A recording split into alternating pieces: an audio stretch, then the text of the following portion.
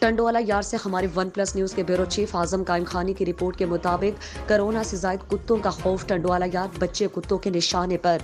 Vaccine नापीद हो गई। आवारा कुत्तों ने 2 बच्चों को काट खाया, जबकि मस्जिद का मौलवी भी न बच पाया। टंडोवाला यार में कोरोना वायरस से ज्यादा आवारा कुत्तों के खौफ ने शहरियों को घरों तक महदूद कर दिया।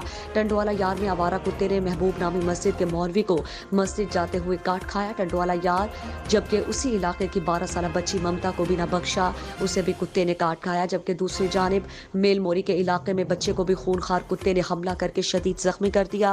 दोनों वाकयात सुल्तानाबाद और यूसी मेलमोरी के गांव आरिफ भरगड़ी में पेश आए। बावले कुत्ते 9 साल सूरज भेल को काट कर शदीद जख्मी कर दिया। जख्मी बच्चे को बेसिक हेल्थ सेंटर मुंतकिल किया, लेकिन वैक्सीन ना मिली। बच्चे के वारिसा ने यूसी सेक्रेटरी पर मुकदमा दर्ज करने का मुतालबा कर दिया।